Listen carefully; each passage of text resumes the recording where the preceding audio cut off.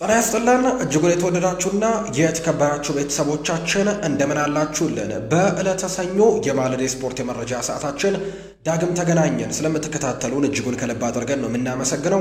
ፉአድ ባህሩ የዛሬውን ፕሮግራም እየመራው ከእናንተ ጋር ቆይታን አደርጋለሁ። በዛሬ ፕሮግራማችን በርከት ያሉ ርዕሰ ጉዳዮችን እናነሳለን። በተለይ ከዝውውር ጉዳዮች ጋር በተያያዘ የምናነሳቸው በርከት ያሉ ጉዳዮች ይኖራሉ። ማንቸስተር ዩናይትድ እንዲሁ ደግሞ ቼልሲና ሊቨርፑል አንድ አጥቂ ለማስፈረም በትልቁ ፉክክር እያደረጉ ይገኛሉ። የአይንትራክ ፍራንክፈርት አጥቂ ሁጎ ኤኪቲኬን ለማስፈረም ነው እንቅስቃሴዎችን እያደረጉ የሚገኙት። ስለዚህ ተጫዋች አንዳንድ ጉዳዮችን እናነሳለን። ወደ የትኛው ክለብ የማምራት እድል ሳለው እሱንም እንመለከታለን። እንዲሁ አርሰናል ቤትም ትላንትና ቪክተር ዮከርሽን እንደማይፈልጉትና ከውድድሩ ራሳቸውን እንዳገለሉ ይታወሳልና አሁን ላይ ሙሉ ትኩረታቸው ቤንጃሚን ሼስኮ ላይ እንደሆነ ይገለጻል። የእሱንም ጉዳይ እንመለከታለን። ከማንቸስተር ዩናይትድ ጋር ሌላው የምናነሳው ጉዳይ ደግሞ የብሪያን ኤምቤሞን ጉዳይ ነው። ቸልሲ ቤትም እንዲሁም የምንመለከታቸው ጉዳዮች ይኖራሉ። የዓለም ክለቦች ዋንጫ ተጀምሯል። ትላንትናም እንግዲህ ሲጠበቁ የነበሩ ጨዋታዎች ተደርገዋል። የእነሱንም የጨዋታ ውጤቶች እናነሳለን። በኢትዮጵያ ፕሪሚየር ሊግም ላለመውረድ የሚደረገው ትንቅንቅ አሁንም እንደቀጠለ ነው የሚገኘው። ትላንትና የተደረጉ የሀገራችን ፕሪሚየር ሊግ ጨዋታዎችንም እንመለከታለን። እስከ ፕሮግራማችን ፍጻሜ አብራችሁኝ ልትቆዩ በአክብሮት ጋብዛለሁ። ፉአድ ባሮ ፕሮግራሙን እየመራው ከእናንተ ጋር ቆይታን የማደርግ ይሆናል። እናንተም ይህንን ቻናል ያልተቀላቀላችሁ ሰብስክራይብ እያደረጋችሁ ቤተሰብ እንድትሆኑ በአክብሮት ነው የምንጋብዘው። እንዲሁ ደግሞ ይህንን ቪዲዮአችንን ሁላችሁም ላይክ እያደረጋችሁ እንድትጀምሩት በአክብሮት ጋብዛችኋለሁ። ከመሸጋገሪያ በኋላ ተመልሰን እንመጣለን። አብራችሁኝ ቆዩ።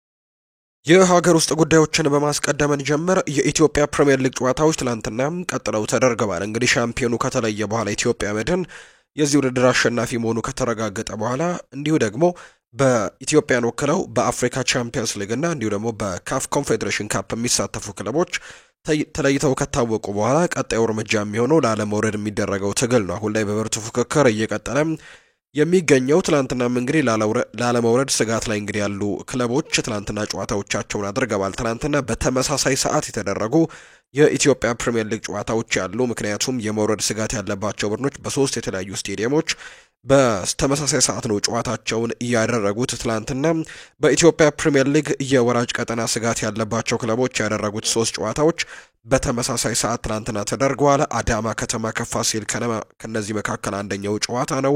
ሌላኛው መቀሌ ሰባ እንደርታና ወልዋሎ አዲግራት ዩኒቨርሲቲ ያደረጉት ጨዋታም እንዲሁ ሌላኛው ጨዋታ ነው። ኢትዮ ኤሌክትሪክ እና መቻልም እንዲሁ ጨዋታቸውን ያደርገዋል እና እዚህ ውድድር ላይ ላለመውረድ ስጋት ውስጥ ያሉ ክለቦች ጨዋታዎቻቸውን ትናንትና ሲያደርጉ ነበር። የመጀመሪያው ጨዋታ ፋሲል ከነማ ከአዳማ ከተማ ያደረጉትን ጨዋታ እንመልከት። ይህ ጨዋታ ሁለቱም ቡድኖች የመውረድ ስጋት ያለባቸው ቡድኖች ናቸው። ትናንትና አዳማ ከተማና ፋሲል ከነማ ያደረጉት ተጠባቂ ጨዋታ 2-2 በሆናቸው ውጤት የተጠናቀቀው። አዳማ ከተማዎች ጨዋታውን 2-0 ሲመሩ ነበር። ነገር ግን ፋሲል ከነማ በኋላ ላይ ባስቆጠሯቸው ሁለት ጎሎች ጨዋታውን 2-2 በሆነ ውጤት እንዲጠናቀቅ አድርገዋል። የአዳማ ከተማ ግቦችን ነቢል ኑሪና አድናን ረሻድ ናቸው ያስቆጠሩት። ለፋሲል ከነማ በአንጻሩ ጌታነህ ከበረና አንዋር ሙራድ ግቦቹን ከመረብ ጋር ያሳረፉ ተጫዋቾች ናቸው። መቀሌ ሰባ እንደርታ በበኩሉ ከወልዋሎ አዲግራት ዩኒቨርሲቲ ጋር ጨዋታቸውን አድርገው መቀሌ ሰባ እንደርታዎች ጨዋታውን 2-1 በሆነ ውጤት ማሸነፍ ችለዋል። የመቀሌ ሰባ እንደርታን የማሸነፊያ ግቦችም ሙሉጌታ ወልደ ጊዮርጊስ እና ሰለሞን ሀብቴ ሲያስቆጥሩ ለወልዋሎ አዲግራት ዩኒቨርሲቲ ናትናኤል ሰለሞን ነው ኳስና መረብን ማገናኘት የቻለው። ሌላኛው ጨዋታ ኢትዮ ኤሌክትሪክ ከመቻል ጋር ያደረጉት መርሃ ግብር ነው። ሽመክት ጉግሳ ባስቆጠረው ብቸኛ ጎል ኢትዮ ኤሌክትሪኮች ይህንን ጨዋታ 1-0 በሆነ ውጤት ማሸነፍ የቻለበትን አጋጣሚ ነው ትናንትና የተመለከት ነው። በዚህ መሰረት መቻል 44 ነጥቦችን ሰብስቦ 9ኛ ደረጃ ላይ ተቀምጧል። ትናንትና ሽንፈት ቢቀምስም ሌላኛው ፋሲል ከነማ በ42 ነጥቦች 11ኛ ደረጃ ላይ የተቀመጠ ቡድን ነው። ኢትዮ ኤሌክትሪክ በ41 ነጥቦች 12ኛ ደረጃ ላይ ተቀምጧል። መቀሌ ሰባ እንደርታ በ41 ነጥቦች 13ኛ ደረጃ፣ አዳማ ከተማ በ39 ነጥቦች 16ኛ ደረጃ እና ወልዋሎ አዲግራት ዩኒቨርሲቲ ቀደም ብሎ መውረዱን አረጋግጧል። በ19 ነጥቦች 18ኛ ደረጃ የተቀመጠ ቡድን ነው። ሌላኛው ከነዚህ ጨዋታዎች ውጪ ደግሞ ምሽት ላይ አንድ ጨዋታ ተደርጓል። ኢትዮጵያ ንግድ ባንክ ድል የቀናው ጨዋታ ነው። የአምናው ሻምፒዮን እንግዲህ ዘንድሮ ጥሩ ጊዜያቶችን ማሳለፍ ባይችልም በዋንጫ ፉክክር ውስጥ ባይኖርም እንግዲህ በውድድሩ ወገብ አካባቢ ሆኖ ግን ጨዋታዎቹን እያደረገ ይገኛል። ትናንትና ያደረገውም ጨዋታ ማሸነፍ ችሏል። ትናንትና ወላይታ ዲቻን ነው በ35ኛ ሳምንት የኢትዮጵያ ፕሪሚየር ሊግ ማሸነፍ የቻለው 3-2 በሆነ ውጤት ነው ኢትዮጵያ ንግድ ባንክ ያሸነፈው። የኢትዮጵያ ንግድ ባንክ የማሸነፊያ ግቦች አዲስ ግዳይ፣ ኪቲካ ጂማ፣ ሳይመን ፒተር ከመረብ ጋር ያሳረፉ ሶስቱ ተጫዋቾች ናቸው። በአንጻሩ የወላይታ ዲቻን ከሽንፈት ያልታደጉ ግቦች ደግሞ ካርሎስ ዳምጠውና ኢዮብ ተስፋዬ ናቸው ኳስና መረብን ያገናኙት። ኢትዮጵያ ንግድ ባንክ ከ9 ጨዋታዎች በኋላ ነው 3 ነጥብ ማሳካት የቻሉት። በዚህም 43 ነጥቦችን ሰብስበው 10ኛ ደረጃ ላይ ተቀምጠዋል። በአንጻሩ ትናንትና ሽንፈት የገጠመው ወላይታ ዲቻ በ45 ነጥቦች 8ኛ ደረጃ ላይ ተቀምጧል። ወላይታ ዲቻ ከድሬዳዋ ከተማ፣ ኢትዮጵያ ንግድ ባንክ ደግሞ ከኢትዮጵያ ቡና ጋር በ36ኛው ሳምንት የኢትዮጵያ ፕሪሚየር ሊግ ጨዋታቸውን የሚያደርጉ ይሆናል። ወደ ውጭ ሀገር ስፖርታዊ ጉዳዮቻችን እናምራ። የዓለም ክለቦች ዋንጫ ትላንትናም ቀጥሎ ተደርጓል። ኢንተር ማያሚ ከአልአህሊ ባደረጉት ጨዋታ ይፋዊ ጅማሩን ያደረገው የክለቦች የዓለም ዋንጫ ትላንትና ደግሞ በሚጠበቁ ጨዋታዎች እንዲሁ ቀጥለው ተደርገዋል። በተለይ ደግሞ ሁለቱ የአውሮፓ ክለቦች አትሌቲኮ ማድሪድ እና ፓሪስ ሰን ዠርሜን እንግዲህ ያደርጉታል ተብሎ ሲጠበቅ የነበረው ጨዋታ እንደነበር ተመልክተናል። ትላንትና ሲጠበቅ የነበረ ሌላኛው ጨዋታ ነው። ይህ ጨዋታ እንግዲህ በትልቅ ጉጉት ሲጠበቅም ነበር። ከዛ በፊት ግን አንድ ጨዋታ ተደርጓል። ባየር ሚኒክ ከኦክላንድ ሲቲ ጋር ነበር ይህ ጨዋታ ያደረገው። በርካቶች ይህ ጨዋታ እንግዲህ ሲጠብቁት ነበር። ምክንያቱም ኦክላንድ ሲቲዎች አብዛኞቹ ተጫዋቾቻቸው ትክክለኛ ስራቸው እግር ኳስ መጫወት አይደለም። አብዛኞቹ ሌሎች ተጨማሪ ስራዎች ያሏቸውና እግር ኳስን እንደ ተጨማሪ እንግዲህ የገቢ ማግኛ የሚጠቀሙ ሰዎች እንደሆኑ ይገለጻል። ለምሳሌ ግብ ጠባቂው የኦክላንድ ሲቲ ግብ ጠባቂ ኮነር ትሬሴ ይባላል። ይህ ሰው እንግዲህ የዓለም ክለቦች ዋንጫ ባየር ሚኒክን የሚገጥመው የኦክላንድ ሲቲ ግብ ጠባቂ እንደነበር ሲገለጽ ነበር። ይህ ሰው ትክክለኛ ስራው ፋብሪካ ውስጥ እንግዲህ እቃ ማጓጓዝ እንደሆነና እግር ኳስ ደግሞ ጎን ለጎን የሚሰራው ስራ እንደሆነ ጭምር ነበር ሲገለጽ የነበረው። ከዛ በተጨማሪ ትላንትና ምሽት ጨዋታቸውን ያደረጉት የኒውዚላንዱ ክለብ ኦክላንድ ሲቲ ከጀርመኑ ክለብ ባየር ሚኒክ ጋር ያደረጉት ጨዋታ ኦክላንድ ሲቲዎች በአጠቃላይ የተጫዋቾቻቸው ዋጋ 1 ሚሊዮን ፓውንድ ነው የሚያወጡት። በአንጻሩ የባየር ሚኒክ ተጫዋቾች 770 ሚሊዮን ፓውንድ ነበር እንደሚያወጡ ስብስባቸው እንግዲህ ሲደመር የሚያወጣውና 1 ሚሊዮን ፓውንድ የሚያወጡ ተጫዋቾች ከ770 ሚሊዮን ፓውንድ የሚያወጡ ተጫዋቾች ጋር ነበር ጨዋታቸውን እንደሚያደርጉ ሲገለጽ የነበረው። የግብ ጠባቂውን አርሳን እንጂ አብዛኞቹ አንዳንዶቹ ዶክተር፣ አንዳንዶቹ ሂሳብ አስተማሪዎች እንደነበሩ ጭምር የተመለከትንበት አጋጣሚ ነው ያለው። የመጋዘን ጠባቂዎች ጭምር እንዳሉበት በኦክላንድ ሲቲ በኩል ተመልክተናል። በእርግጥ ኦክላንድ ሲቲ የኒውዚላንድ ክለብ ነው። የኒውዚላንድም ሻምፒዮን እንደሆነ የሚያሳዩ መረጃዎች እየወጡ ነው። እንዲሁ የኦሺኒያ ሻምፒዮንም እንደሆነ ነው የሚገለጸው። በዚህ ውድድር ላይ ደግሞ እንግዲህ የአህጉሮቹ ሻምፒዮኖች ናቸው በዚህ ውድድር ላይ የሚሳተፉትና ትላንትና ባየር ሚኒክ ይህንን ኦክላንድ ሲቲ የተባለ የኒውዚላንድ ቡድንን እንግዲህ ገጥሞ 10-0 በሆነ ሰፊ ውጤት ነው ትላንትና ማሸነፍ የቻለው። በጨዋታው ላይ ጀማል ሙሲያላ ትላንትና ሃትሪክ የሰራበትን አጋጣሚ ተመልክተናል። ሌሎቹን የባየር ሚኒክ ግቦች ሚኬል ኦሊሴ 2 ጎሎችን አስቆጥሯል። ኪንግስሌይ ኮማን እንዲሁ በተመሳሳይ 2 ግቦች፣ ቶማስ ሙለርም 2 ጎሎች ያስቆጠረበትን አጋጣሚ እንዲሁ ደግሞ ቤይ 1 ጎል አስቆጥሮ ነው ጨዋታውን 10-0 በሆነ ሰፊ ውጤት ትላንትና ማሸነፍ የቻሉበትን አጋጣሚ የተመለከት ነው። በጨዋታው ላይ እንግዲህ 2 ግቦችን ያስቆጠረው ሚኬል ኦሊሴ ፈረንሳዊው ተጫዋች 1 ኳስ ማመቻችቶ አቀብሏል። የጨዋታው ኮከብ የተባለው ሚኬል ኦሊሴ ነው። በትናንትናው ዕለት ባየር ሚኒክ በዓለም ክለቦች ዋንጫ ውድድር ታሪክ በበርካታ የግብ ልዩነት ያሸነፈበት ጨዋታ መሆኑ ነው ትናንትና የተመዘገበው። በቀጣይ መርሃ ግብር ባየር ሚኒክ ቅዳሜ ነው ከአርጀንቲናው ክለብ ቦካ ጁኒየርስ ጋር ጨዋታውን ያደርጋል። በአንጻሩ ኦክላንድ ሲቲ አርብ ደግሞ ከሌላኛው የአውሮፓ ክለብ ከፖርቱጋሉ ቤኔፊካ ጋር ጨዋታቸውን ያደርጋሉና ትናንትና የባየር ሚኒክ እና የኦክላንድ ሲቲ ጨዋታ በርካታዎች በአስገራሚነቱ ይዘውታል። ጨዋታውን ባየር ሚኒክ 10-0 በሆነ ሰፊ ውጤት ነው ማሸነፍ የቻለው። ሌላኛው ሲጠበቅ የነበረው ጨዋታና እንግዲህ ከዓለም ክለቦች ዋንጫ ውድድሮች መካከል አንዱ በትልቅ ፉክክር እናየዋለን ተብሎ ሲጠበቅ የነበረው ጨዋታ የአውሮፓ ቻምፒየንስ ሊግ አሸናፊው ፓሪስ ሰን ዠርሜንን እንዲሁ ከስፔኑ ክለብ አትሌቲኮ ማድሪድ ጋር ያገናኘው ጨዋታ ነው።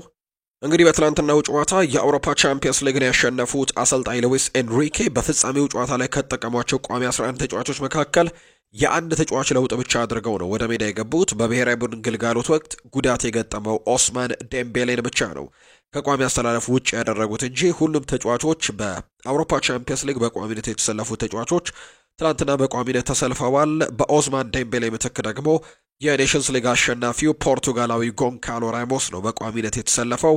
አትሌቲኮ ማድሪድ እንግዲህ በአውሮፓ ቻምፒየንስ ሊግ አዲስ ቅርጽ ሲጀመር ፓሪስ ሰን ዠርሜንን ካሸነፉ ቡድኖች መካከል አንደኛው ነው። በምድብ ጨዋታዎች ላይ አትሌቲኮ ማድሪድ ፓሪስ ሰን ዠርሜንን አሸንፎት ነበር። ፓሪስ ሰን ዠርሜን ሻምፒዮን በሆነበት የአውሮፓ ቻምፒየንስ ሊግ ያንን ድል ለመድገም ነበር ትናንትና ወደ ሜዳ እየገቡት። ነገር ግን ፓሪስ ሰን ዠርሜን ነው ጨዋታውን ማሸነፍ የቻለው። የአውሮፓ ሻምፒዮኖቹ የፈረንሳዩ ክለብ ፓሪስ ሰን ዠርሜን አትሌቲኮ ማድሪድን 4-0 በሆነ ውጤት በማሸነፍ ነው የዓለም ክለቦች ዋንጫ ውድድራቸውን በድል መጀመር የቻሉት። ፓሪስ ሰን ዠርሜንን አሸናፊ ያደረጉ ግቦችን ደግሞ ፖርቱጋላዊው ጥበበኛ ቪተኒሃ፣ ፋቢያን ሩይስ፣ ደሰረ ድዊ እና ሴኒ ማዩሎ ትናንትና ግቦቹን ያስቆጠሩ ተጫዋቾች ናቸው።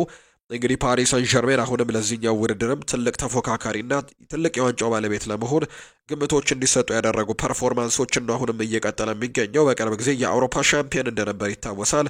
የክለቡ ፕሬዝዳንት ናስር አል ከላይፊ ጭምር የዓለም ክለቦች ዋንጫንም ለማሸነፍ ነው የምንጓዘው ሲሉ ሀሳባቸውን ሰጥተው ነበርና በትናንትናው ጨዋታ ላይም በጣም ጠንካራነታቸውን ድጋሚ አሳይተዋል። በቪተኒሃ፣ ፋቢያን ሩይስ፣ ደሰረ ድዊ እና ሴኒ ማዩሎ ግቦች 4-0 በሆነ ውጤት ነው የስፔኑን ክለብ አትሌቲኮ ማድሪድን ማሸነፍ የቻሉት። በጨዋታው ላይ የአትሌቲኮ ማድሪዱ የመሃል ተከላካይ የሆነው ክሌሜን ሌንግሌ በቀይ ካርድ ከሜዳ የወጣበት አጋጣሚንም እንዲሁ የተመለከትንበት አጋጣሚ ነው የተመለከትነው። ጨዋታውን እንግዲህ ትናንትና ከ60,619 በላይ ተመልካቾች ተገኝተው ጨዋታውን መመልከታቸው ነው የተገለጸው።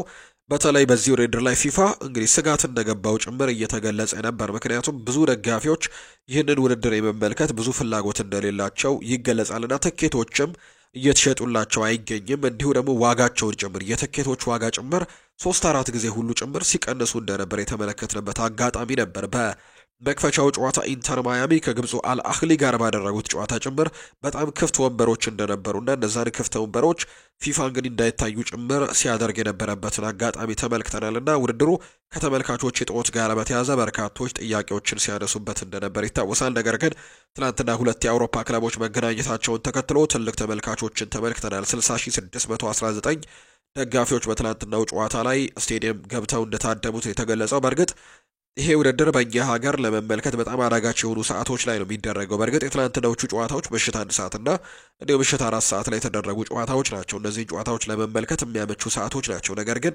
አንዳንዶቹ ጨዋታዎች ለምሳሌ መክፈቻው ጨዋታ ሌሊት 9 ሰዓት የተደረገ ጨዋታ ነው። ከዚህ በኋላ የሚደረጉ አንዳንድ ጨዋታዎች እንዲሁ በጣም ሌሊት የሚደረጉ ጨዋታዎች እንዳሉ ነው እየተመለከትን የምንገኘው። በትናንትናው ጨዋታ ላይ የፓሪስ ሰን ዠርሜኑ እንግዲህ የመሃል ሜዳ ኮከብ እጅግ አስደናቂ ተጫዋች እንደሆነ እየተገለጸ የሚገኘው የዛሬ 3-4 ዓመት በወልቨርሃምፕተን ወንደረርስ በቋሚነት እንኳን መሰለፍ እንዳልቻለ ስንመለከቱ የነበረው ፖርቱጋላዊ ቪተኒሃ በትናንትናው ጨዋታ ላይ እጅግ አስደናቂ ፐርፎርማንስን አሳይቷል። የጨዋታ ኮከብ ተብሎም የተመረጠው እንዲሁ እሱ ነው። አንድ ጎልም ማስቆጠር የቻለበትን አጋጣሚ ትላንትና ተመልክተናልና ለቡድኑ የሚሰጠው ሚዛን ኳሱን ተቆጣጥሮ እንዲጫወቱ የሚያደርግበት መንገድ እጅግ አስደናቂ ነው። ቪተኒሃ ትላንትናም የጨዋታው ኮከብ ተብሎ የተመረጠው እሱ ነው። አንቷን ግሪዝማን የአትሌቲኮ ማድሪዱ የፊት መስመር ተጫዋች ባለፉት 17 ጨዋታዎች ለአትሌቲኮ ማድሪድ ጎል ማስቆጠር ያልቻለበትን ቁጥር ነው አሁንም እየተመለከትን የምንገኘው። በቀጣይ መርሃ ግብር ፓሪስ ሰን ዠርሜን በምድብ ሁለተኛው ጨዋታ የብራዚሉን ቦታፎግን ይገጥማል። በአንጻሩ አትሌቲኮ ማድሪድ ደግሞ ከአሜሪካው ሲያትል ሳውንደርስ ጋር ነው አርብ ጨዋታቸውን የሚያደርጉት። እነዚህ ሁለት ጨዋታዎች በምድቡ የሁለተኛ ጨዋታ ላይ የሚደረጉ መርሃ ግብሮች እንደሆኑ ነው እየተገለጸ የሚገኘው። ጨዋታዎቹ እንግዲህ ዛሬም ቀጥለው ይደረጋሉ። የዓለም ክለቦች ዋንጫ ዛሬም ቀጥለው የሚደረጉበት መርሃ ግብር ነው እየተመለከትን የምንገኘው። ቦታፎግ ለምሳሌ ዛሬ ጨዋታውን የሚያደርግበት አጋጣሚ እንዳለ እየተመለከትን እንገኛለን። እንግዲህ ትናንትና የጀመረው ይህ ውድድር ዛሬም እንግዲህ በትልቁ ቀጥሎ ይደረጋል ተብሎ የሚታሰብበት አጋጣሚ ነው ያለው። አሁን ደግሞ ክለቦችን የተመለከቱ ስፖርታዊ ጉዳዮችን ወደ እናንተ እናደርስ። ወደ ቤተሰቦቻችን ማንቸስተር ዩናይትድን የተመለከቱ መረጃዎችን በማስቀደም እንጀምር። ማንቸስተር ዩናይትድ፣ ሊቨርፑል እና ቼልሲ አንድ ተጫዋች ለማስፈረም እንደተፋጠጡ እየተገለጸ ይገኛል። በተለይ ማንቸስተር ዩናይትድ የፊት መስመር አጥቂ ለማስፈረም በትልቁ እየተንቀሳቀሱ ይገኛሉ። ምርጫቸው የነበረው ቪክተር ዮከርሽ አሁን ላይ እንግዲህ ቅድሚያ ለአርሰናል እንደሚሰጥ ከተገለጸ በኋላ ፊታቸውን ወደ ሌሎች አጥቂዎች እያዞሩ ይገኛሉ። ከተመለከቷቸው አዲስ እንግዲህ አጥቂዎች መካከል ደግሞ በሊቨርፑልና በቼልሲ የሚፈለገው የአይንትራክ ፍራንክፈርቱ ሁጎ ኤኬቴኬ በማንቸስተር ዩናይትድ ሌላኛው እጩ ዝርዝር ውስጥ የገባ ተጫዋች አድርጎታል። ማንቸስተር ዩናይትዶች እንግዲህ ይህንን ተጫዋች መፈለጋቸውን ተከትሎ ከሁለቱ ክለቦች ጋር ትልቅ ፉክክር ይጠብቃቸዋል ተብሎ ይታሰባል። ምክንያቱም ዩናይትድ ይህንን ተጫዋች ከመፈለጉ በፊት ሊቨርፑልና ቸልሲ በዚህ ተጫዋች ዝውውር ጉዳይ ላይ ፉክክር ሲያደርጉ ስለነበር ዩናይትድ ይህንን ፉክክር ይቀላቀላል ተብሎ ይታሰባል። ተጫዋቹ ሁጎ ኤኪቲኬ ፈላጊ ሆነው እንግዲህ ማንቸስተር ዩናይትዶች ብቅ ብለዋል። ማንቸስተር ዩናይትዶች ማቲያስ ኩኝህን ማስፈረማቸው የሚዘነጋ አይደለም። አሁን ደግሞ አይናቸውን ሁጎ ኤኪቲኬ ላይ አድርገዋል። ቢሆንም ግን አሁንም ትክክለኛ 9 ቁጥር አጥቂ ማስፈረም ፍላጎት እንዳላቸው የተገለጸ ጉዳይ ነው። ማንቸስተር ዩናይትዶች፣ ሊቨርፑልና ቸልሲ በዚህ ተጫዋች ጉዳይ ላይ ማለትም በሁጎ ኤኪቲኬ ፈረንሳዊው ታዳጊ ተጫዋች ላይ እንግዲህ ከባድ ፉክክር ሲያደርጉ የነበሩ ቡድኖች ናቸው። ሌላኛው ሶስተኛው ክለብ ነው ማንቸስተር ዩናይትድ የሆነው። እስካሁን ምንም አይነት ስምምነቶችም ሆነ ውሳኔዎች ግን አልደረሱም። ሊቨርፑልም ቢሆኑ ቸልሲዎች በዚህ ተጫዋች ጉዳይ ላይ ምንም ከስምምነት የደረሱት ጉዳይ እንደሌለ ነው። በተለይ እዛው በጀርመን ውስጥ በመሆን የተለያዩ መረጃዎችን በማውጣት ተአማኒነትን ያገኘው ፍሎሪያን ፕሌተንበርግ ነው ይህንን መረጃ እያወጣ የሚገኘው። ማንቸስተር ዩናይትድ እንግዲህ አሁንም ትክክለኛ 9 ቁጥር አጥቂ ለማስፈረም በገበያው ላይ እንደሚገኝና ጥረቱን አጠናክሮ መቀጠሉን የሚያሳዩ ዘገባዎች እየወጡ ይገኛሉ። ምክንያቱም ዘንድሮ በአጥቂ መስመር ላይ በጣም ተቸግረው እንደነበር የምናስታውሰው ነው። በእርግጥ ቡድኑ ክሬቲቪቲም ይጎለዋል የሚሉ አይነት ሀሳቦች ይነሳሉ። ነገር ግን ክሬት የሚደረጉትን ኳሶች ግን በመጨረስ ረገድም አንዳንድ ጥያቄዎች የሚነሱባቸው ሁለት አጥቂዎች ነበሯቸው፣ ጆሹዋ ዝርክዚና ራስመስ ሆይለንድ። ምናልባት እንግዲህ በጣም ስል የሆኑ የአጥቂ መስመር ተጫዋቾችን አሁን ማስፈረም ይፈልጋሉ። እንዲሁ ደግሞ የማጥቃት ባህሪ ያላቸው ተጫዋቾችን እየጨመሩ ይገኛሉ። እነ ማቲያስ ኩኛ በፈጠራው ረገድ በጣም የተካኑበት እንደሆነ ይታወቃልና በሚቀጥለው የውድድር ዓመት ማንቸስተር ዩናይትድን ለማገዝ ቡድኑ የደረሰ ተጫዋች ነው። ብራያን ምቤሞንም ለማስፈረም በትልቁ እንቅስቃሴዎችን እያደረጉ ነው። እነዚህ ሁለት ተጫዋቾች በድምሩ በእንግሊዝ ፕሪሚየር ሊግ ዘንድሮ 35 ግቦችን አስቆጥረዋል። ብራያን ምቤሞ ካሜሮናዊው ተጫዋች 20 ግቦችን አስቆጥረዋል በፕሪሚየር ሊጉ። በአንጻሩ ማቲያስ ኩኝ 15 ግቦችን ማስቆጠር የቻለ ተጫዋች ነውና ለማንቸስተር ዩናይትድ ጠቀም ያለ እንግዲህ አገልግሎትን ይሰጣሉ ተብሎ ይጠበቃል። በዚህ ላይ ደግሞ አንድ ጥሩ የአጥቂ መስመር ተጫዋች ለማስፈረም ደግሞ ሙከራቸውን አጠናክረው እንደቀጠሉ ነው። እስካሁን ድረስ ዩናይትድ አጥቂ ለማስፈረም የደረሰው ምንም አይነት ስምምነት እንደሌለ ይነገራል። ሁጎ ኤኪቲኬን ለማስፈረም ግን ንግግሮችን መፍጠር መጀመሩ ነው እየተገለጸ የሚገኘው። ዩናይትድ ከባለፈው ሳምንት አንስቶ ከጀርመኑ ክለብ አይንትራክ ፍራንክፈርት ጋር በዝውውር ዙሪያ ላይ ንግግሮችን እያደረገ እንደሚገኝ ጭምር ነው ፕሌተንበርግ መረጃውን እያጋራ የሚገኘው። ሁጎ ኤኪቲኬ ማንቸስተር ዩናይትድን ለመቀላቀል ፈቃደኛ ነው የሚሉ ደግሞ አንዳንድ ሰዎች ይነሳል ስማቸው። በተለይ ደግሞ ለተጫዋቹ ቅርብ ናቸው ተብሎ የሚነሱ ሰዎች የማንቸስተር ዩናይትድ የልብ ደጋፊ እንደሆነ ጭምር ይገልጹታል። ይህንን ተጫዋች የማንቸስተር ዩናይትድ ሰዎችም ከወንድሙ ጋር ጭምር ንግግሮችን እያደረጉ እንደሚገኙ ጭምር የሚያሳዩ መረጃዎች ከወደ ጀርመን ቢልድ የተባለው የመረጃ ምንጭ ይዞ እየወጣ ይገኛል። እስካሁን ግን በኤኪቲኬ ጉዳይ ላይ ከአይንትራክ ፍራንክፈርት ጋር ያናገረው ብቸኛው ፈላጊው ቡድን ማንቸስተር ዩናይትድ እንደሆነ ጭምር እየተገለጸ ነው። ሊቨርፑል እና ቸልሲ ቀደም ብለው ፍላጎታቸውን ቢያሳዩም ነገር ግን ምንም አይነት ንግግሮችን እንዳልጀመሩ የሚያሳዩ መረጃዎች ናቸው እየወጡ የሚገኙት። ዩናይትዶች ከኤኪቲኬ ተወካዮች ጋርም ግንኙነቶችን ያደረጉ ሲሆን በተጫዋቹ ላይ ያለውን እንግዲህ ከፍተኛ ፍላጎትም ግልጽ አድርገውላቸዋል የሚሉ መረጃዎች ናቸው በአሁኑ ሰዓት እየወጡ የሚገኙት። ዩናይትድ እንግዲህ ከፍራንክፈርትና ከተጫዋቹ ጋርም ንግግሮችን በማድረግ ላይ ይገኛል። እስካሁን ግን ምንም አይነት ተጨባጭ ውሳኔ ላይ እንዳልተደረሰ ነው መረጃዎቹ የሚጠቁሙት። የጀርመን ስፖርቶችን እንግዲህ በመዘገብ እውቅናን ያገኘው ፍሎሪያን ፕሌተንበርግ ነው ይህንን መረጃ ጠቅለል አድርጎ ያደረሰው። በቀጣይ ደግሞ ከዚህ ተጫዋች ጋር ከሁጎ ኤኪቲኬ እና ከማንቸስተር ዩናይትድ ፍላጎት ጋር በተያያዘ የሚወጡ አዳዲስ ጉዳዮችን ደግሞ መልሰን ወደ እናንተ እናደርሳለን። ሌላኛው ከማንቸስተር ዩናይትድ ጋር የምናነሳው መረጃ የማንቸስተር ዩናይትድ ቁጥር 1 ግብ ጠባቂ የሆነው አንድሬ ኦናና በክረምቱ የዝውውር መስኮት ማንቸስተር ዩናይትድን የሚለቅ ከሆነ ዩናይትዶች 2 አዲስ ግብ ጠባቂዎችን ለማስፈረም ወደ ገበያው የሚወጡ ይሆናል ተብሎ ይጠበቃል። በዘንድሮው የውድድር ዓመት እጅግ ደካማ አቋሞችን ካሳዩ ተጫዋቾች መካከል ሌላኛው የሚነሳው ስሙ እንግዲህ ደጋፊዎች በተለይ በዘንድሮው የውድድር ዓመት ከክለቡ በጣም ደካማ እንቅስቃሴዎችን ያሳለፈው ተጫዋች ማን ነው ብላችሁ ብትጠይቁ አብዛኞቹ ይህንን ተጫዋች ይጠቅሱታል፣ አንድሬ ኦናናን። እና በግብ ጠባቂ ቦታ ላይ ማንቸስተር ዩናይትድ በደንብ ማሻሻል የሚጠበቅባቸው ቦታ እንደሆነ በርካቶች ያነሳሉና ነገር ግን ይህ የሚሆነው ካሜሮናዊው ግብ ጠባቂ በዚህ ክረምት ማንቸስተር ዩናይትድን መልቀቅ እንደማይፈልግ የተሰማ ሲሆን የሚለቅ ከሆነ ነው ማንቸስተር ዩናይትዶች ግብ ጠባቂ ለማስፈረም ንግግሮችን እንደሚያደርጉ እየተገለጸ የሚገኘው። እንግዲህ አንዳንድ ግብ ጠባቂዎች ከማንቸስተር ዩናይትድ ጋር ስማቸው ሲነሳ ሰምተናል። በእርግጥ የፓሪስ ሰን ዠርሜኑ ግብ ጠባቂ የሆነው ጆዋንሉጂ ዶናሩማን ጨምሮ የተለያዩ ግብ ጠባቂዎች ከማንቸስተር ዩናይትድ ጋር ስማቸው ሲነሳ ሰምተናል። ዩናይትዶች አንድ ግብ ጠባቂ ብቻ አስፈርመው አንድሬ ኦናናንም ከማንቸስተር ዩናይትድ ጋር ይቀጥላል ተብሎም የሚጠበቅበት መረጃ ጭምር እንዳለ የሚያሳዩ ዘገባዎች ይወጣሉ። በሚቀጥለው የውድድር ዓመትም አንድሬ ኦናናን ልንመለከት የምንችልበት እድል ሰፊ ነው የሚሉ ዘገባዎችን በስፋት እየተመለከትን ነው። ዩናይትዶች ግን ምናልባት ከዚህ ተጫዋች ጋር የሚፎካከር ግብ ጠባቂ ለማምጣት ግን ሙከራዎችን ሊያደርጉ እንደሚችሉ ጭምር እየተገለጸ ነው። ከዩናይትድ ጋር ለመለየት የተዘጋጀው አሌሃንድሮ ጋርናቾ የመጀመሪያ ምርጫው በፕሪሚየር ሊግ መቆየት እንደሆነ ይፋ አድርጓል። ምንም እንኳን የቀድሞ አሰልጣኝ ኤሪክ ቴንሃግ ጋርናቾን እንግዲህ ማስፈረም ፍላጎት ቢኖራቸው አሁን ላይ የባየር ሌቨርኩዘን አሰልጣኝ እንደሆኑ ይታወቃልና ይህንን ተጫዋች በድጋሚ ወደ ቡድናቸው ለመቀላቀል ፍላጎት ቢኖራቸው እሱ ግን አጥብቆ የሚፈልገው በፕሪሚየር ሊጉ መቆየትን ብቻ እንደሆነ ነው ፋብሪዚዮ ሮማኖ እየገለጸ የሚገኘውና ምናልባት ማንቸስተር ዩናይትዶች እንግዲህ ይህንን ተጫዋች እንደሚለቁት ይጠበቃልና በዛው በእንግሊዝ ፕሪሚየር ሊግ ለሚኖሩ ተፎካካሪ ክለቦች አሳልፎ ሊሰጥ የሚችልበት እድል ሰፊ ነው። ቼልሲ የዚህ ተጫዋች ፈላጊ እንደነበር ይታወሳል። አስተን ቪላም ጭምር እዚህ ተጫዋች ላይ ፍላጎት እንዳላቸው የሚያሳዩ ዘገባዎች እየወጡ ነውና ጋርናቾን በዛው በእንግሊዝ ፕሪሚየር ሊግ ልንመለከት የምንችልበት እድል ሰፊ ነው ተብሎ እየተነሳ ይገኛል። ማንቸስተር ዩናይትድ ከየትኛውም ክለብ በላይ እንግዲህ የብራያን ምቤሞን ዝውውር በፍጥነት ማጠናቀቅ እንደሚፈልጉ የሚያሳዩ መረጃዎች እየወጡ ይገኛሉ። ሆኖም ግን ዝውውሩ በታሰበው ልክ እየሄደ አይደለም እየተባለ ይገኛል። ለስምምነቱ መዘግየት ምክንያት ደግሞ የሆኑ የጥቂት ሚሊዮን ዩሮዎች ልዩነት እንደሆነ እየተገለጸ እንደሚገኝ ነው ዘገባዎች እያሰፈሩ የሚገኙት። ብራያን ምቤሞ ልቡ ወደ ማንቸስተር ዩናይትድ እንደሆነ በተደጋጋሚ ሲገለጽ የነበረ ጉዳይ ነው። ከዚህ በፊትም በደንብ አንስተነዋል።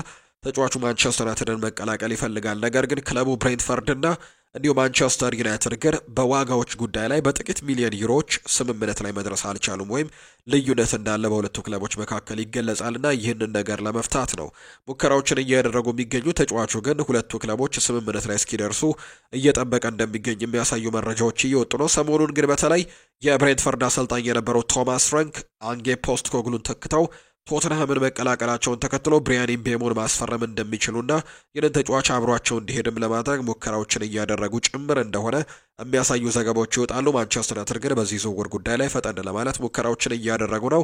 አሁን ላይ ከብሬንትፈርድ ጋር መስማማት ባልቻሉበት ጥቂት ሚሊዮን ዩሮዎች ብቻ ከስምምነት አልደረሱም። በቀጣይ ሳምንታት ደግሞ የተለያዩ ጉዳዮችን ከዚህ ተጫዋች ጋር ልንሰማ የምንችልበት እድል ሰፊ ነው ተብሎ ይታሰባል። የሰሜን ለንደኑን ክለብ አርሰናል የተመለከቱ መረጃዎችን ደግሞ ወደ እናንተ እናደርስ። በዚህ ክረምት የአጥቂ መስመር ተጫዋች ለማስፈረም ሙከራዎችን እያደረጉ ከሚገኙ ክለቦች መካከል አንደኛው ነው አርሰናል። የተለያዩ ተጫዋቾችን በዝውውሩ ውስጥ እንግዲህ ቢያስገባም አሁንም ግን ልባቸውና አይናቸው የሚገኘው ቤንጃሚን ሼስኮ ላይ እንደሆነ ጭምር ነው እየተገለጸ የሚገኘው። ይህንን ተጫዋች ለማስፈረም በድጋሚ ፍላጎት እንዳላቸው እያሳዩ ይገኛሉ።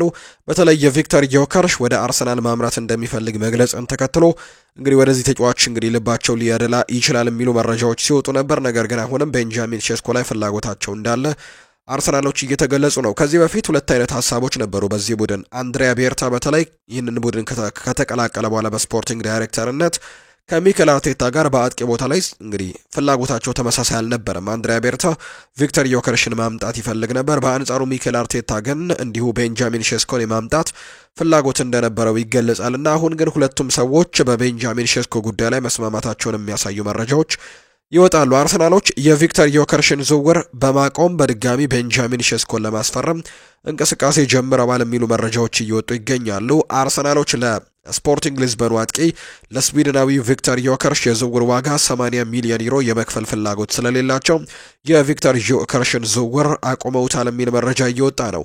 በተለይ የስዊድናዊውን የስፖርቲንግ ሊዝበን አጥቂን የዝውውር ጉዳይ ውስብስብ ያደረገው ጉዳይ ከክለቡ ጋር አለመስማማታቸው ነው። እንግዲህ ተጫዋቹ ባለፈው የዝውውር መስኮት እንደዚሁ ትልልቅ ክለቦች ይፈልጉት ስለነበር እንግዲህ ትልልቅ ክለቦች ይህንን ተጫዋች ላይ ያስፈረሙ ሲቀርቡ እንግዲህ አንድ አመት ከኛ ጋር ቆይና በሚቀጥለው የውድድር አመት አንተን በ60 ሚሊዮን ዩሮ እንለቅሃለን ለምትፈልገው ክለብ የሚል አይነት ሀሳብን አንስተው ቃል ገብተውለት እንደነበር ይገለጻልና በዚህ የዝውውር መስኮት ግን ጥያቄዎች ሲመጡ ከ80 ሚሊዮን ዩሮ በታች አንለቀውም የሚል አይነት ምላሽን ስለሰጡ ስፖርቲንግ ሊዝበኖች ተጫዋቹና እንዲሁ ደግሞ ሐሰን የተባለው የተጫዋቹ ተወካዮች በዚህ ሐሳባቸው በስፖርቲንግ ሊዝበን ጉዳይ ላይ በጣም እንደተበሳጩ የሚያሳዩ መረጃዎች ናቸው በስፋት እየወጡ የሚገኙትና በርከት ያሉ ትልልቅ ክለቦችም ከዚህ ዝውውር ራሳቸውን እያገለሉ ይገኛሉ። አርሰናልም ከነዚህ መካከል አንደኛው እንደሆነ ትላንትና ሪካርድ ፖርቱጋልን ጨምሮ በርከት ያሉ የመረጃ ምንጮች ከወደ ፖርቱጋል ሲገለጹ እንደነበር ነው የሰማነው። የለንደኑ ክለብ አሁን ላይ አርሰናሎች በድጋሚ ሌላኛውን አጥቂ ማለትም ቤንጃሚን ሼስኮን ለማስፈረም እሱን እየተመለከቱ እንዳሉ የሚያሳዩ መረጃዎችና የቪክተር ዮከርሽን ጉዳይ እንደ ቸል እንዳሉትና ውድቅ እንዳደረጉት ጭምር የሚያሳዩ መረጃዎች ናቸው እየወጡ የሚገኙት። በቀጣይ አርሰናል የትኛውን አጥቂ ያስፈርማል እንግዲህ እየተከታተልን ወደ እናንተ ማድረሳችንን የምንቀጥል ነው የሚሆነው። ሌላኛው ከአርሰናል ጋር በተያያዘ የሚነሳው ጉዳይ የማይልስ ሉዊስ ስኬሊ ጉዳይ ነው። አርሰናሎች በዚህ ተጫዋች ጉዳይ ላይ ስጋት ገብቷቸዋል። ምክንያቱም ማድሪዶች ይህንን ተጫዋች ለማስፈረም እንቅስቃሴ ማድረጋቸው አይቀሬ ነው። ማድሪዶች በኋላ ላይ እናነሳዋለን። ከማድሪድ ጋር የተያዙ መረጃዎችን ስናነሳ እንግዲህ ትልልቅ የሚባሉ ተጫዋቾችን ከኮንትራት ነጻ እያደረጉ ማስፈረምን በትልቁ የተካኑበት እንደሆነ ይታወቃልና ቀጣይ ኢላማቸው ማይልስ ሉዊስ ስኬሊ እንደሆነ ይነገራል። አርሰናሎች ግን በዚህ ተጫዋች ላይ ስጋት ስለገባቸው የማይልስ ሉዊስ ስኬሊን ኮንትራት እንደሚያራዝሙ እርግጠኞች ሆነዋል። አሁን ላይ ከሪያል ማድሪድ ጋር ስሙ መያያዙ አርሰናልን አሁን ላይ እንደማያስጨንቃቸውና ስኬሊም በአርሰናል መቆየት እንደሚፈልግ ተዘግቧል። ኮንትራቱንም እንደሚያራዝም ጭምር ነው እየተገለጸ የሚገኘው። ፋብሪዚዮ ሮማኖ ካነሳቸው ነጥቦች መካከል ነው። ሌላኛው ቦታ ራሳቸውን ማጠናከር የሚፈልጉበት ቦታ የክንፍ ተጫዋቾች እንደሆኑ ይታወቃል። በርከት ያሉ ምርጫዎች ያሏቸው አርሰናሎች፣ ነገር ግን ኒኮ ዊሊያምስ ደግሞ ከበርካታ ጊዜያቶች ጀምሮ ከአርሰናል ጋር ስሙ ሲነሳ የነበረ ተጫዋች እንደሆነ ይታወቃል። በኋላ ላይ ከባርሴሎና ጋር በስፋት እናነሳዋለን ይህን ተጫዋች። ነገር ግን አርሰናል አሁንም በዚህ ዝውውር ላይ ተስፋ እንዳልቆረጠ የሚያሳዩ መረጃዎች ናቸው እየወጡ የሚገኙት። የኒኮ ዊሊያምስ ዝውውር ገና አላለቀም። በእርግጥ እንግዲህ ተጫዋቹ ለባርሴሎና ቅድሚያ እንደሚሰጥ ይታወቃል። ባርሴሎናም በተጫዋቹ ላይ ውሳኔ አልሰጠም። ሌሎች ክለቦችም አሁንም በዝውውሩ ላይ እንደሚሰሩ ነው እየተዘገበ የሚገኘው። ከአርሰናልና ከባርሴሎና በተጨማሪ ደግሞ ባየር ሚኒክም የዚህ ተጫዋች ፈላጊ እንደሆነ የሚያሳዩ መረጃዎች ይወጣሉ። አርሰናሎች በዚህ ተጫዋች ዝውውር ጉዳይ ላይ እስካሁን ተስፋ እንዳልቆረጡና ከባርሴሎና ጋር ፉክክር ውስጥ መግባት እንደሚፈልጉ ይነገራል። ተጫዋቹ ግን ምርጫው ባርሴሎና እንደሆነ በይፋ ተነግሯል። በኋላ ላይ ከባርሴሎና ጋር የተያዙ መረጃዎችን እናነሳዋለን። አርሰናሎች ይህን ተጫዋች ለማስፈረም ግን አሁንም ተስፋ አልቆረጡም። የአርሰናሉ አማካይ የሆነው ቶማስ ፓርቴ የጋና የዓመቱ ምርጥ ተጫዋች ተብሎ ተመርጧል። የ31 ዓመቱ አማካይ ተፎካካሪዎች የነበሩት ታሪክ ላምቴ፣ አንቶን ሰሜኒዮና ኢኒያኪ ዊሊያምሰን በመብለጥ ነው አሸናፊ መሆን የቻለው። በጋና ዋና ከተማ በአክራ በተደረገው የሽልማት ስነ ስርዓት ላይ ቶማስ ፓርቴ ደስተኛ መሆኑንም ተናግሯል። አማካዩ በውድድር ዓመቱ አርሰናል በቻምፒየንስ ሊግ ውስጥ ከግማሽ ፍጻሜ እንዲደርስ በሊጉም ደግሞ ለሶስተኛ ተከታታይ የውድድር ዓመት ሁለተኛ ደረጃን ይዞ እንዲያጠናቅቅ ትልቅ አበርክቶችን ካሳለፉ ተጫዋቾች መካከል አንደኛው ነው ቶማስ ፓርቴና ትላንትና እንግዲህ ሽልማቱን ታይሪክ ላምፕቴን እንዲሁ ደግሞ ኢኒያኪ ዊሊያምስ የአትሌቲኮ ቢልባውን ተጫዋች የቦርንመዙን አንቷን ሴሜኒዮን ጭምር በማሸነፍ ነው ሽልማቱን ማሸነፍ የቻለው። ቶማስ ፓርቴ በሚቀጥለው ሳምንት ደግሞ ወደ አርሰናል በመመለስ ስብስቡን ይቀላቀላል ተብሎ ይታሰባል። በአርሰናልና በቶማስ ፓርቴ መካከልም የተደረገ ስምምነት የለም። ነገር ግን በቅርቡ አዲስ ነገር እንደሚኖር ነው ዘገባዎች እያሳዩ የሚገኙት። ኮንትራቱን ለማራዘም ንግግሮችን ያደርጋል ተብሎ እንደሚጠበቅ ዘገባዎች ያሳያሉ። ማንቸስተር ሲቲን ደግሞ የተመለከቱ መረጃዎችን እናንሳ። ማንቸስተር ሲቲ በዚህ የዝውውር መስኮት እንግዲህ አፋጣኝ ዝውውሮችን ማድረጉ ይታወሳልና ካደረጋቸው ዝውውሮች መካከል ራያን ቸርኪ አንደኛው ነው። ቲያኒ ራይንደርስ ሌሎች ያስፈረማቸው ተጫዋቾች ናቸውና አይት ኑሪም ይገኛሉ።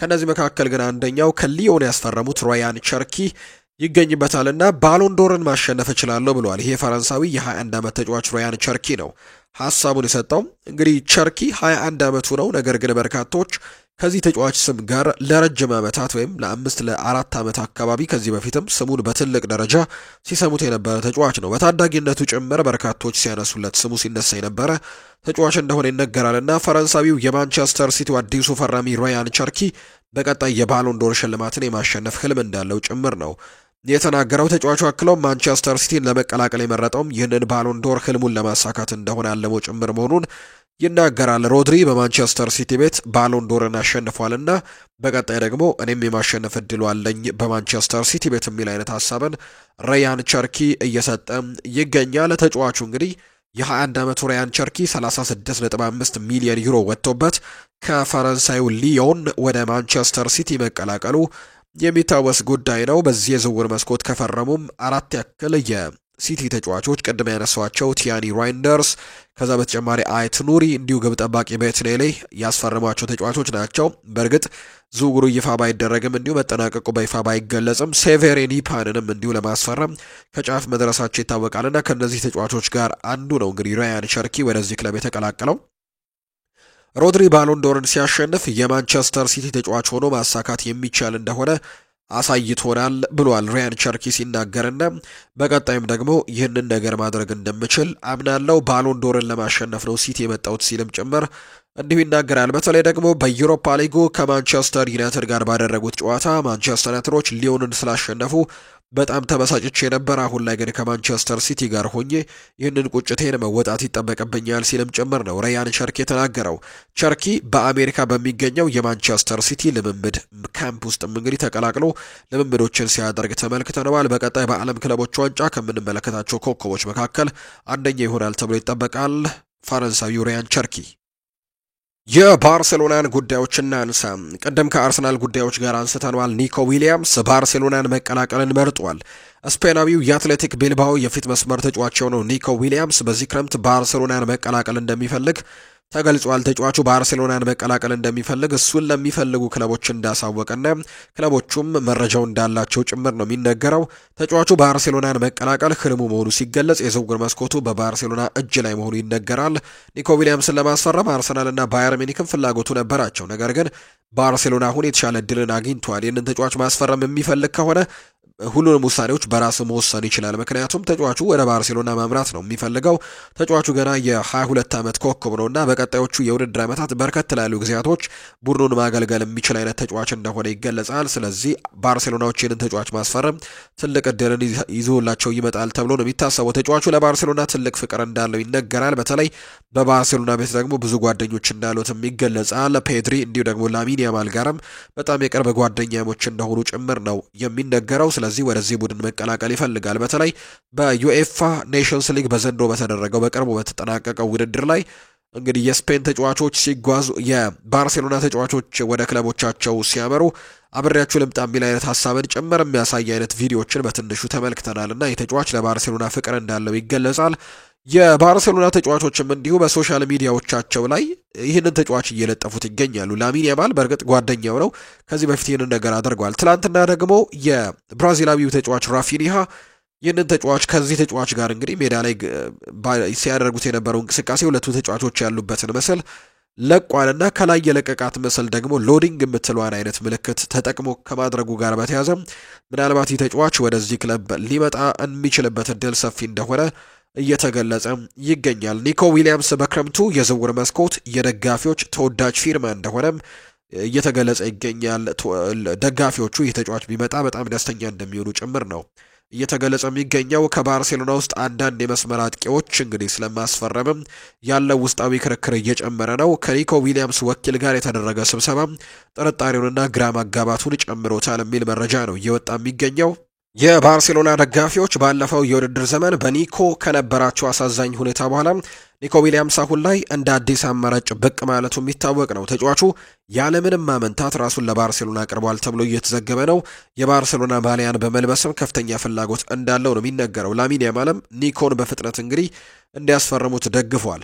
አሁንም መገምገም ያለበት ነገር ለአትሌቲክ ቢልባኦ 64 ሚሊዮን ዩሮ በጥሬ ገንዘብ መስጠት ይቻላል ወይ የሚለው ጉዳይ ነው። በተለይም አትሌቲክ ቢልባኦች በቅርብ ጊዜያት ከባርሴሎና ጋር ጥሩ ግንኙነት እንዳልነበረው የሚታሰብ ጉዳይ ነው። ምንም እንኳን ኒኮ ዊሊያምስ አማራጭ እንግዲህ በተወሰነ ደረጃ ርካሽ ቢመስልም ዋጋው ከሉዊስ ዲያዝ አንጻር በእርግጠኝነት ግን እሱ ታናሽ ቢሆንም ይህ ዝውውር እንዴት ይፈጸማል የሚለው ጉዳይ ላይ ውይይቶች እያደረጉ ይገኛሉ የባርሴሎና ቦርዶች ተብሏል። አትሌቲክ ቢልባኦ ክለብ የኒኮ ዊሊያምስን የዝውውር ዋጋ 64 ሚሊዮን ዩሮ አድርጎ አጠናቆ አስቀምጦታል። ኒኮ ዊሊያምስን መውሰድ የሚፈልግ ክለብ ካለ ይህንን ክፍያ ሙሉ ለሙሉ ከፍሎ መውሰድ ይኖርበታል የሚል አይነት ሀሳብን ያሰፈሩት።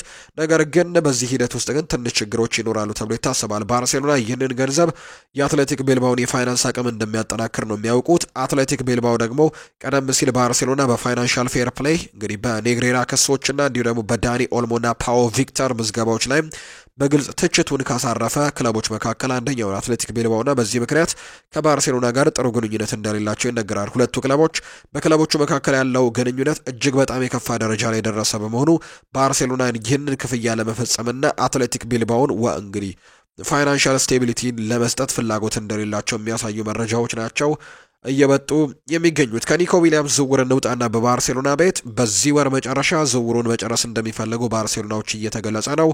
ባርሴሎናዎች የአንሱ ፋቲን ዝውውር እስከ ጁን ወር መጨረሻ ድረስ ለማጠናቀቅ እየሰሩ እንዳሉ የሚያሳዩ መረጃዎች ይወጣሉ። ባርሴሎናዎች በክረምት የዝውውር መስኮት ሌላ የግራ መስመር ተጫዋች ከማስፈረማቸው በፊት የአንሱ ፋቲን ዝውውር ነው መጨረስ ቅድሚያ ሰጥተው እየሰሩ እንደሚገኙ የሚያሳዩ መረጃዎች እየወጡ የሚገኙት። በቅርብ ጊዜም በተለይ በባርሴሎናና በሞናኮ በውሰት ውል እንግዲህ በተጫዋቹ ዙሪያ ድርድር መጀመሩ የሚታወስ ነው። በተጫዋቹ ክፍያ ክፍፍል ጉዳይ ላይም ከስምምነት መድረስ እስካሁን አልቻሉም። ባርሴሎናዎች የተጫዋቹን 80% ደሞዝ በሞናኮ እንዲሸፈን ነው የሚፈልጉት። በአንጻሩ ሞናኮች ደግሞ 40% ብቻ መሸፈን እንደሚፈልጉ የሚያሳዩ መረጃዎች ይወጣሉና ከስምምነት ባይደረስም ባርሴሎናዎች ግን በመጪዎቹ ቀናት ዝውውሩ እንደሚጠናቀቅ ተስፋ አድርገው እየሰሩ እንዳሉ ጭምር የሚያሳዩ ዘገባዎች ናቸው እየወጡ የሚገኙት ከባርሴሎና ጋር በተያያዘ። ማርከስ ራሽፎርድ አሁንም ድረስ መሄድ ከሚፈልግባቸው ክለቦች ውስጥ አንደኛው ባርሴሎና ነው። እንግዲህ ቅድሚያ የሚሰጠው ለባርሴሎና እንደሆነ ይገለጻል። በውሰት በአስተን ቪላ ባሳለፈበት ጊዜ በጣም ጥሩ የውድድር ዓመትን አሳልፏል። ወደ አስተን ቪላ ካመራ በኋላ በማንቸስተር ዩናይትድ ከዚህ በኋላ ይጫወታል ተብሎ አይጠበቅም። ከሩበን አሞሪም ጋርም ሰጣ ገባ ውስጥ ገብቷል። ስለዚህ በሌሎች ክለቦች እንመለከተዋለንና ቅድሚያ የሚሰጠው ደግሞ ለስፔኑ ክለብ ባርሴሎና ነው። ራሽፎርድ አሁንም ድረስ ከሚፈልጋቸው ክለቦች ውስጥ ባርሴሎና በምርጫዎቹ ዝርዝር በአንደኝነት ተቀምጠዋል። የዝውውር መስኮቱ እየገፋ ሲሄድም እድል ካገኘሁ በሚልም ይጠብቃል የሚል መረጃ ጭምር ነው ራሽፎርድን የተመለከቱ መረጃዎች እየወጡ የሚገኙ። ሌላኛው ሉዊስ ዲያዝ ነው። ከባርሴሎና ጋር ስሙ የሚነሳው ሉዊስ ዲያዝ ወደ ባርሴሎና ለመዘዋወርም ቅድሚያ እየሰጠ ነው። ከሊቨርፑል ጋር የሚደረገው የውል ማደስ ንግግርም አሁን ላይ እንደቆመ ጭምር መረጃዎች ያሳያሉ። የስፖቲፋይ ካምፕኑ እንግዲህ አሁን ላይ የመጫወት ህልሙን ለማሳካትም ሲል ሌላ ቦታ የቀረበለትን ትርፋማ የዝውውር ጥያቄ እንኳን ሳይቀበል እንደቀረ ጭምር የሚያሳዩ መረጃዎች ይወጣሉ። በተለይ ደግሞ ከወደ ሳዑዲ አረቢያ የተጫዋች በጣም ፈላጊዎች እንዳሉት ይታወቃል። የክሪስቲያኖ ሮናልዶ አልናስር ጭምር የዚህ ተጫዋች ፈላጊ ነው። ትልልቅ ገንዘቦችን ይዘው የሳዑዲ ክለቦች እየመጡ ይገኛሉ። ነገር ግን ቅድሚያ የሚሰጠው ለባርሴሎና እንደሆነ የሚያሳዩ መረጃዎች እየወጡ ይገኛሉ። ሊቨርፑልም ኮንትራት ለማራዘም ፍላጎት እንዳለው ጭምር ዘገባዎች ይወጣሉ። ኢቫን ፔሪሲች ከፒኤስቪ አይንድሆቨን ጋር የ2 ዓመታት ውል ግፊት ቢደረግበትም ባርሴሎናን መጠበቅን መርጧል። ለዓለም ዋንጫ በምርጥ ብቃቱ ለመቅረብን በማሰብ ለባርሴሎና መጫወት እድሉን እንደሚያሰፋለትም ያምናል። እናም ደግሞ ይህ እንዲሆንም ሲል እንግዲህ ዝቅተኛ ደሞዝ ለመቀበልም ጭምር ፍቃደኛ እንደሆነ የሚያሳዩ ዘገባዎች ናቸው የወጡት። የኢኒያኪ ፔና ኮንትራት በ2026 ላይ ነው የሚያበቃውና በሃንስ ፍሊክ እቅድ ውስጥም የተጫዋች ወይም ይህ ግብ ጠባቂ የለም። ስለዚህም ለመልቀቅ ሳይፈልግ አይቀርም። ሴልታ ቪጎ እስካሁን ድረስ ለሱ እንግዲህ ያለውን ፍላጎት አሳይቷል። ጋላታሳራይም ፍላጎት አላቸው። በተለይ ጋላታሳራዮች ፈርላንዶ ሞስሌራን እንግዲህ በዚህ ውድድር ዓመት የመጨረሻ ውድድር ዓመቱ መሆኑን ከተገለጸ በኋላ ግብ ጠባቂዎችን እየፈለጉ ነው። ኢኒያኪ ፔናን ደግሞ ምርጫው አድርገዋል። ኢኒያኪ ፔና ግን በስፔን ውስጥ መቆየትን ነው ምርጫው የሚያደርገው። ወንቸክ ቼዝኒ በዚህ ቤት ውስጥ ኮንትራቱን አራዝሟል። ባርሴሎና ማርክ አንድሬ ቴር ሽቴገን መጥቷል። ቀጣይ ደግሞ ዮሃን ጋርሲያን ለማስፈረም ሙከራዎችን እያደረጉ ከመገኘታቸው ጋር በተያያዘ ኢኒያኪ ፔና በባርሴሎና ቤት እድሎችን የማግኘት እድሉ ጠባብ ነው። ሰኞ ዕለት እንግዲህ ላሊጋ የዮሃን ጋርሲያን ምዝገባ እንደሚያረጋግጥ ይጠበቃል። ይህም ይፋዊ እሺ ማግኘትን ያመለክታል። ይህ ማለት በሚቀጥለው ሳምንት ውሉ ሊጠናቀቅ ይፋዊ የፊርማ ፎቶዎችም ሊነሱ ይችላሉ። ሁሉም ምልክቶች እንደሚያሳዩት ሮብ ሁሉም ነገር የሚረጋገጥበት ቁልፍ ቀን ይሆናል ተብሎ ነው የሚታሰበው። የሆነው ውል ማፍረሻው ገንዘብ እንግዲህ አርብ ዕለት በጠበቆቹ በኩል ከተከፈለ በኋላ ነው። ስለዚህም ዮሃን ጋርሲያ የባርሴሎና አዲሱ ግብ ጠባቂ ለመሆንም ሁሉንም ነገር በትክክለኛው መንገድ ላይ እንደሆነ ጭምር ነው ጄራርድ ሮሜሮ መረጃውን እያጋራ እንደሚገኝ ዘገባዎቹ እያሰፈሩ የሚገኙት። ሪያል ማድሪድን ደግሞ የተመለከቱ መረጃዎችን እናንሳ። ሪያል ማድሪዶች ተጫዋቾችን በነፃ ዝውውር ለማስፈረም በመሞከር አሁንም ተጠምደዋል። ከዚህ በፊት ይህንን ነገሮች ሲያደርጉ ተመልክተናል። ኬሊያን ምባፔን፣ ትሬንት አሌክዛንደር አርኖልድም ይህንን ነገር ሲያደርጉ እንደነበሩ እናስታውሳለን። ቀደም ብሎ እንደተገለጸው ሪያል ማድሪዶች በተለይ የሊቨርፑሉን ኢብራሂማ ኮናቴን በነፃ ዝውውር ለማስፈረምም ፍላጎት አላቸው። ነገር ግን ኢብራሂማ ኮናቴ ተቀዳሚ ምርጫው ይሁን እንጂ ማድሪዶች ሌሎች ተጫዋቾችንም በነፃ ለማስፈረም ነው አሁንም ሙከራዎችን እያደረጉ እንደሚገኙና ኢላማ ያደረጉባቸው ተጫዋቾች እንዳሉ የሚነገረው። ሪያል ማድሪድ በነፃ ዝውውር ተጫዋቾችን በማስፈረም አሁን ላይ እንግዲህ ትርፋማ ነገሮችን እያደረጉ ይገኛሉ።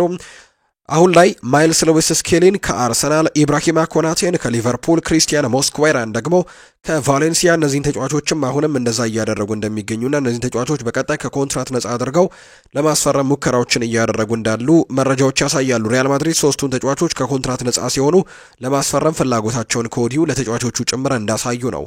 በስፔን በተለይ ለማድሪድ በጣም ቅርብ ነው ተብሎ የሚነሳው ማርካ ይህንን መረጃ እያጋራ የሚገኘው የ26 ዓመቱ ፈረንሳዊው ተጫዋች ኬሊያን ምባፔ በስፔናዊው አሰልጣኝ ሻቪ አሎንዞ ስር በአጥቂ ክፍል ይጫወታል ሲል ማርካ አረጋግጦልናል። እንግዲህ አምናም በካርሎ አንቸሎቲ ስር በዚህ ቦታ ነበር ጨዋታዎችን ያደረገው። አሁንም ኬሊያን ምባፔ በዛ ቦታ ይቀጥላል ተብሏል በሻቪ አሎንዞ ስር።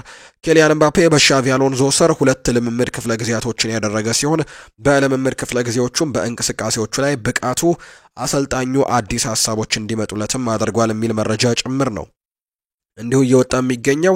አሰልጣኝ ሻቪ አሎንሶ በሁለትዮሽ የአጥቂ ጥምረቶች ይጫወታል ተብሎ ይታሰባልና ባለተሰጦቹ ኬሊያን ምባፔና ቪኒ ጁኒየር አንድ ላይ በአጥቂ ክፍሉ ላይ ትልቅ ተጽዕኖ እንደሚፈጥሩም እምነት እንዳለው ጭምር ነው ማርካ የገለጸው። በሁለቱ አጥቂዎች ይጫወታል ተብሎ ይታሰባል። የ26 ዓመቱ ፈረንሳዊ አጥቂ ኬሊያን ምባፔ የዓለም ክለቦች ዋንጫ ከፍተኛ ግብ አስቆጣሪ ለመሆንም ተቀዳሚው ተገማች ተጫዋች እንደሆነ መረጃዎች ያሳያሉ። ለተጫዋቹ በተለይ የባሎን ዶር ሽልማትን ለማሸነፍ ሊረዳው የሚችል ወሳኝ ውድድር እንደሆነም ይገለጻል። ይህም የሚሆነው ሪያል ማድሪድ በአሰልጣኝ ሻቪ አሎንዞ ስር ድንቅ አቋም አሳይቶ ይህንን ዋንጫ ማሸነፍ ከቻለ ምናልባት በባሎን ዶር ፉክክሩ ላይ ኬሊያን ምባፔ ብቅ ሊል የሚችልበት እድል ይኖራል። አሁን ላይ በእርግጥ በላሚን ያማል እና በኦስማን ዴምቤሌ መካከል ይህንን ፉክክር እያደረጉ ይገኛሉ በርካታ ሰዎች።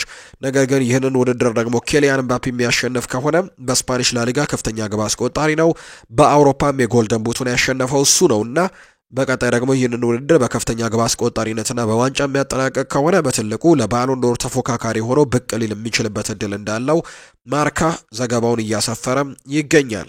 ሌላኛው ራዲዮ ማርካ ያጋራው መረጃ ምንም ያክል ትሬንት አሌክዛንደር አርኖልድ የቡድን ቅንጅት የሚጎድለው ነገር ቢሆንም እሱን ከመጀመሪያው ጨዋታ ጀምሮ ግን ቋሚ ሆኖ ሊጫወት የሚችልበት እድል እንዳለ የሚያሳዩ መረጃዎች እየወጡ ነው። እንግዲህ አዲስ ተጫዋች ነው፣ ከቡድኑ ጋር በደንብ መግባባት ይኖርበታል ተብሎ ቢታሰብም ነገር ግን ከመጀመሪያው ጨዋታ ጨምሮ በቋሚነት ሊሰለፍ የሚችልበት እድል ይኖራል ተብሎ እየታሰበ ነው። በቦታው ላይ እንደ አማራጭ ሉካስ ቫስኪዩዝ እንዳለ ይነገራል። ነገር ግን እሱን በግምት ውስጥ አላስገቡትም። ከዛ በመቀጠል ዳኒ ካርቫሃል የመጫወት እድልን ካገኘ አሁን ባለበት ብቃት ማየት ይጠበቅበታል የሚል መረጃ ነው ራዲዮ ማርካ ያጋራውና ትሬንት በቋሚነት የመሰለፍ እድሉ ሰፊ ነው።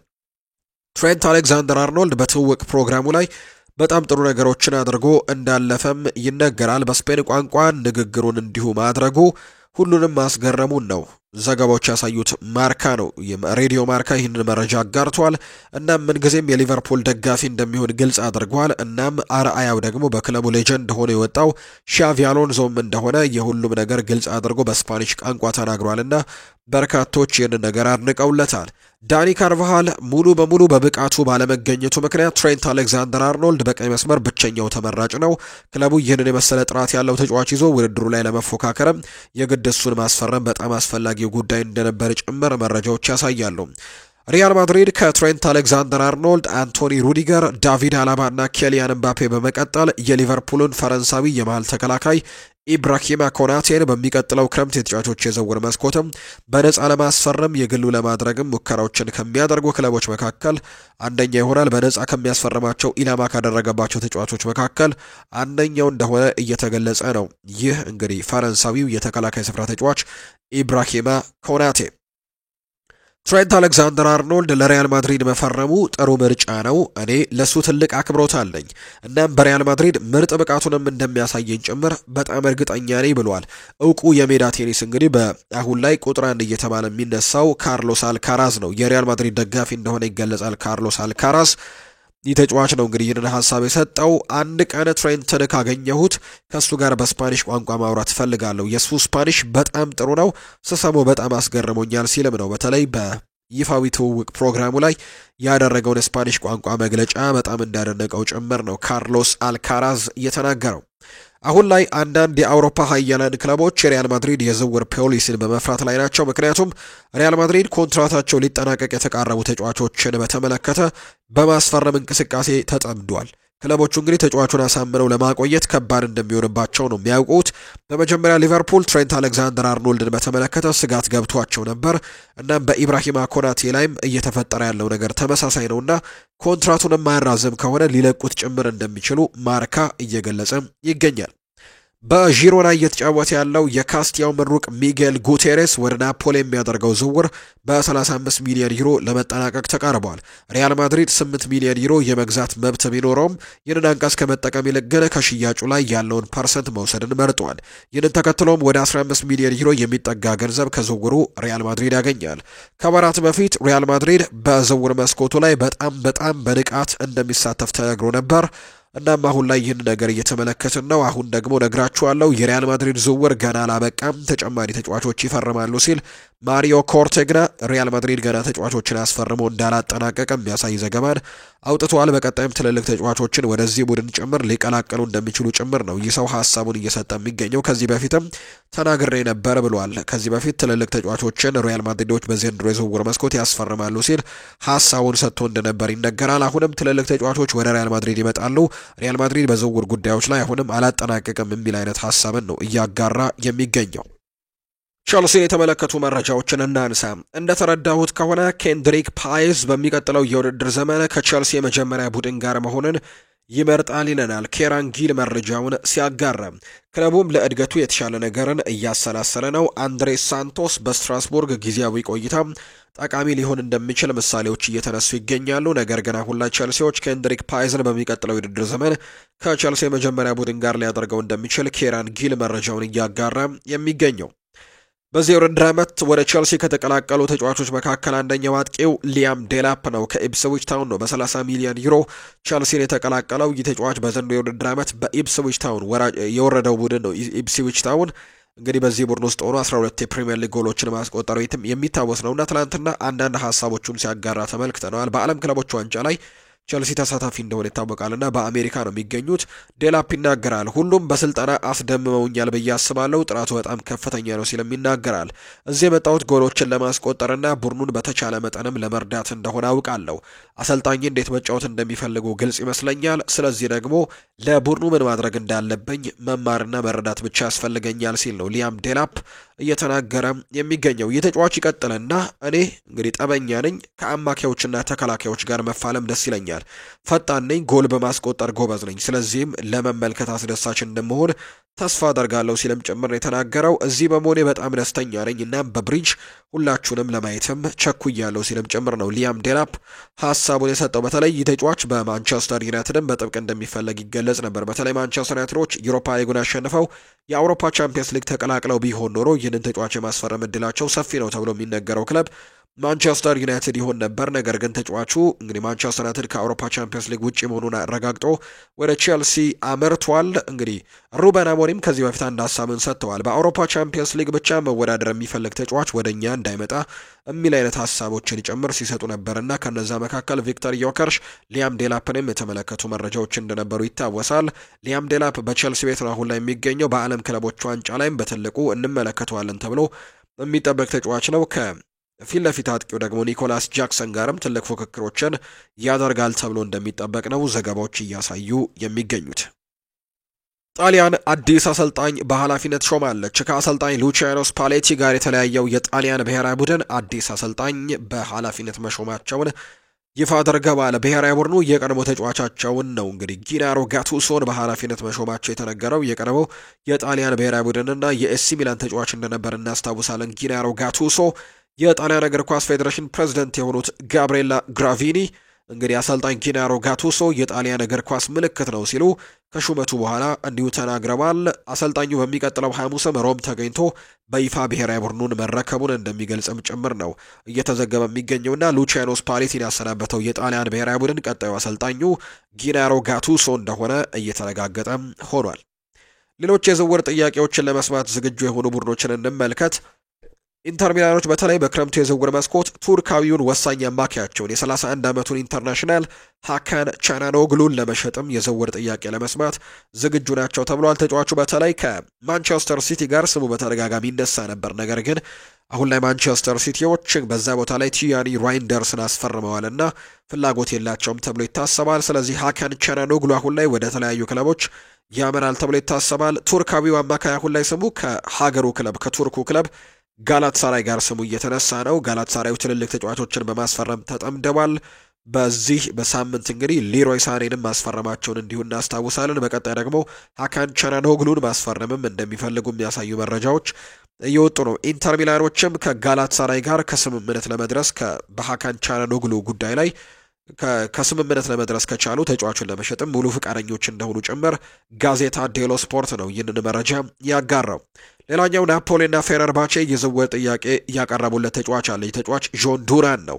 ናፖሊና ፌነርባቼ ኮሎምቢያዊውን አጥቂ ጆን ዱራንን ከአልናስር ለማስፈረም የዝውውር ጥያቄ እንዳቀረቡ ይገለጻል። ባሳለፍነው የውድድር ዓመት አስተን ቪላን በመልቀቅ የሳዑዲው ክለብ አልናስር መቀላቀሉ የማይዘነጋው ጆን ዱራን በክረምቱ የዝውውር መስኮት ከአዲሱ ክለቡ ጋር ሊለያይ እንደሚችል በስፋት እየተዘገበ ነው የሚገኘው። በተለይ ግን ሮናልዶ አሁን ላይ ትልልቅ ተጫዋቾች ይህንን ቡድን እንዲቀላቀሉ ይፈልጋል። ጆን ዱራንም በክለቡ እንዲቆይ ይፈልጋል ተብሎ ይታሰባል። ነገር ግን ጆን ዱራን ወደ አውሮፓ ክለቦች ሊመለስ ይችላል። ገና 21 ዓመቱ ላይ ነው የሚገኘውና በተለይ ወደ ሳዑዲ ማምራቱ በርካቶችን አጠያይቆ ነበር። አሁን ላይ ግን ወደ አውሮፓ መመለስ እንደሚፈልግ የሚያሳዩ ዘገባዎች እየወጡ ይገኛሉ። ምናልባት ወደ አውሮፓ የሚመለስ ከሆነ ደግሞ የጣሊያኑ ክለብ ናፖሊና የቱርኩ ክለብ ፌነርባቼ ይህንን ተጫዋች ለማስፈረም ሙከራዎችን ያደርጋሉ ተብሎ እንደሚጠበቅ ነው ዘገባዎች እያሳዩ የሚገኙት።